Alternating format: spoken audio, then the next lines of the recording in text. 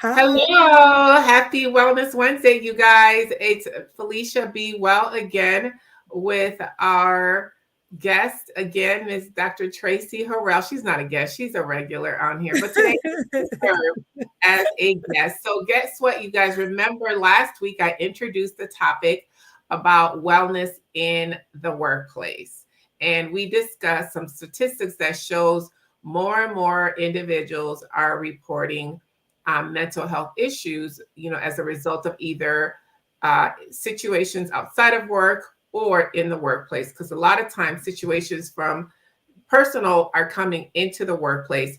And so we are having to deal with colleagues and associates that are dealing with mental health issues. So it's really important. More and more organizations are talking about it.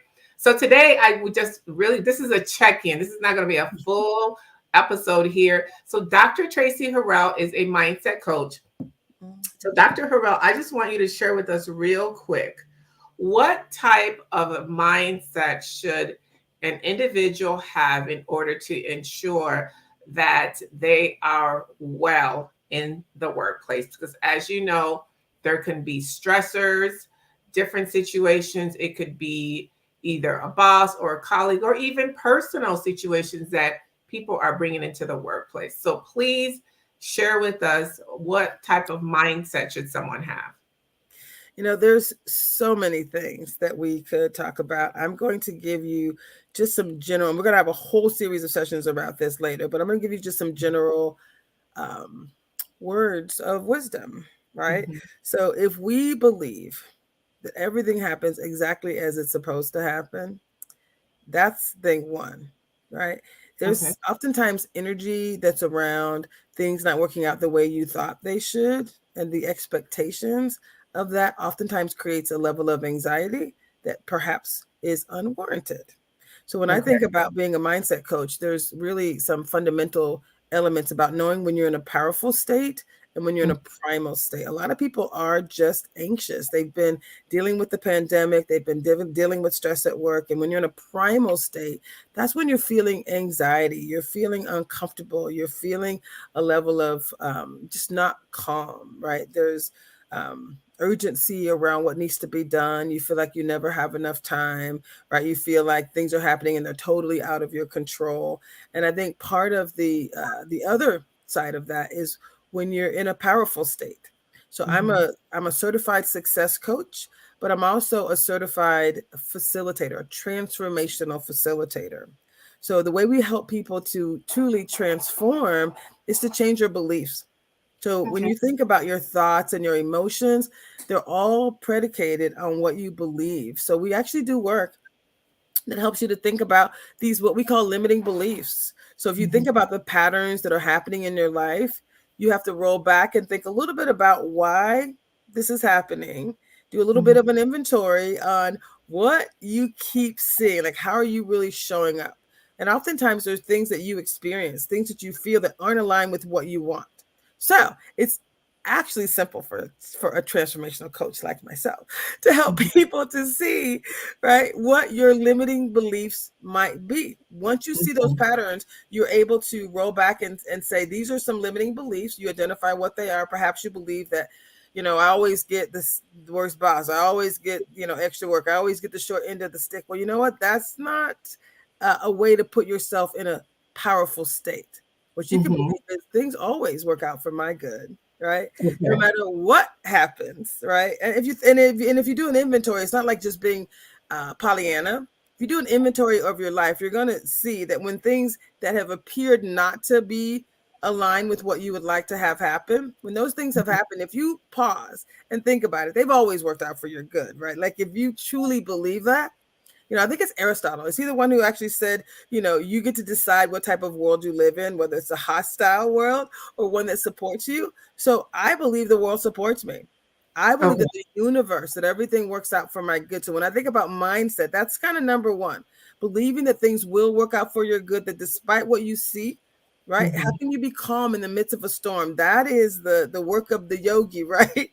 Mhm. People who are trying to be in a space of power, just being in a powerful mindset. It's Mhm. deciding that things are going to work out for my good, that this too happened for my good. I was actually wrote in one of my first books, right, this story around, I was getting, laid off. Mhm. And fortunately I got this energy around, oh my God, like it was divine, where God was like, this is bigger than you. It's Mhm. all bigger than you. And so I knew in that moment that this too was for my good. I smiled, I actually laughed, and I was able to say in the moment, I was Okay. grateful, right? So I think really looking at things like gratitude, the power of clarity, and the power of decisions are some of the things that help us to just know that beliefs are decisions. So if you find that you have some limiting beliefs, you get to decide, I'm no longer going to believe that anymore. Like I Mhm. decided that does not serve me. I'm going to believe the opposite. I'm going to choose the opposite, and our body really speaks to us. I could keep talking. That's awesome. Thank you. So what I heard you say is one thing is that people should have realistic expectations, and they should also be mindful of what beliefs they are thinking about, and if a certain belief is not serving them, throw it out. Last question before I let you go. Yeah, What would you say to a manager who's yeah. managing employees, and your employees are dealing with mental health or wellness issues like stress, anxiety, you know, and you see that it's impacting their performance? What would you say to that manager? I think I've done so much leadership training as well as management training, and I've supported numerous executives from a coaching and consulting perspective. And, this is just, there's some age old wisdom. This is, people just need to know that you care, just Okay. being there, Mm, pausing, mhm, touching base, checking in, asking the questions, being a resource, identifying resources. So pretending like it's not happening is actually not. mhm. Like, look the other way, nothing to see here. No, no, people actually want to know that you care, and you'll not only will you get better performance, right? Think Mhm, about employee and workforce engagement. mhm, Most people leave jobs because of bosses, because of the leadership, that they mhm. don't believe that they are cared about. They don't believe that they're valued. They don't believe those things. So your job as the leader is to really help your employees to feel valued, Okay. to know that they're valued. And when things are challenging them, there's all kind of resources, but just you checking in to say, I see you. What can we do for you? Here are the Mhm. resources that are available to you. Those people will now be your greatest advocates, right? Moving forward. Talk about employee engagement. Oh, I was struggling and they were there for me. So Mhm. you get a chance to actually demonstrate your skills as a leader, as a human, right? Really connecting with people, showing that you care. Okay, awesome. Thank you, Tracy. So with that, and when I was managing a team, that's the approach that I kind of took, like really take an interest in the lives of your staff. It shouldn't always be about work. You really have to look at the whole employee. They may have a situation where they may have a child that has a disability, and that sort of tugs at their heart while they're at work. So just showing that you care and then referring them to the right resources. So awesome. Thank you so much. We're going to have to continue this conversation. It's really, really good. So Yes, let's I'm continue this excited. conversation this month on Yes. work wellness in the workplace. It's really important. It is. So we're going to have Nathan share a flyer. So this work Okay. is so important to me. It's like, it is the work that I love to do. So we're actually going to be kicking off 2 series. We're partnering with both the University of Washington, Pacific Lutheran University. We're partnering with just a number of organizations. So it's a corporate, um, collegiate, and civic organizations, as well as community organizations, to put into the universe, right, a lot of resources that relate to doing work together. So the first series is called Better Together. It's the Better Together series. And we do the word series in there because people oftentimes have these events and then there's no connectivity to what's going to happen next. So the Better Together series, the next session is going to be on March 23rd. So it's 3/23/23 at 3 at 3 p.m. Pacific time. And I love this Better Together series. You know, I have a friend, her name is Patricia. She used to do a live talk show, and it was called something about real talk, right? And so this idea isn't new, but what most people who are really trying to drive change, really systemic change, you know, it requires real people to do things differently. So I say real people, real talk, real action for real change. That's really what this Better Together series is about. And we're committing to progress in 2023, right? We're a community in action. So there's lots of organizations that are doing this work, and we want to, again, create a new, deeper level of community. We want to definitely focus on changing the status quo. We have organizations. There's a group called WEIR.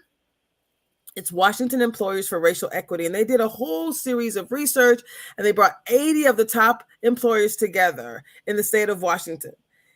And they have a group, they do great with convening, and now we're inviting them to be a part of a deeper conversation where instead of just pouring dollars and energy into the ecosystem and the system that they've already created, we're inviting them to be a part of this series so that they're connecting closer with community, so that they're investing in their employees. And they're not shy about saying they're investing in Black Washingtonians. And so I was recently president of the National Black MBA Association.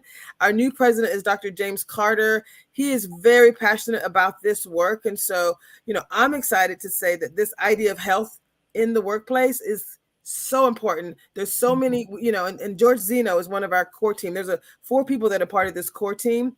And George Zeno actually is one of those. He's part of Pacific Lutheran University, but his mind is literally focused on how do we truly change the status quo, looking at the whole human, like looking at us as a community coming together and actually driving change. So this Better Together series, this idea of committing to progress, bringing each other's, best practices, our voice. And we want you to bring your voice to this conversation.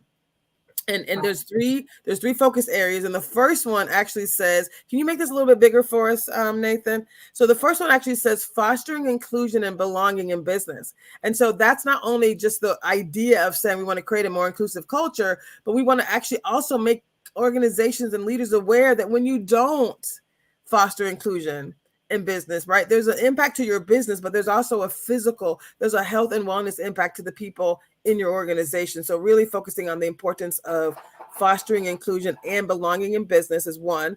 Supporting wealth and supporting this idea of Black businesses is also important. And then empowering youth and empowering youth development. So this organization that I mentioned before, WEIR, Washington Employers for Racial Equity, they had 80 of the top companies, and you know who you are, right? Everybody signed the thing around George Floyd that we are in. We're going to drive change. We're going to foster inclusion. We're going to create supplier diversity. We're going to focus on, empowering youth. This was 3 of the 7 goals that they said they were going to do back in 2020. They're 3 years into a 5-year initiative where they said they were going to commit all these dollars and all this energy. And at the end of the day, there's a lot of great work that's happening, and we want to actually support them in amplifying and accelerating that work. So when you talk about wellness in the workplace, we're basically saying we are going to be a part of change, real change.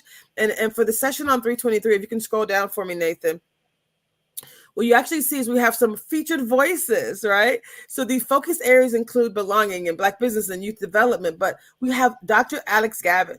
He's actually one of the founders of the National Black MBA Association from over 52 years ago. So this conversation around workplace wellness and inclusion is not new, right? So we're going to have him talking about the importance, the value. He has some great lessons learned. We have one of my favorite people, Miss Erica Stricker. She's actually the new Chief Operating Officer at CBRE, but she's also an ally. She's an active ally who came to me one day, two years ago, I think at least a year ago. And she was like, we have a hole in the bucket issue. And not that she's unique in having a hole in the bucket issue, but she's just one of the first executives who are willing to say it like that.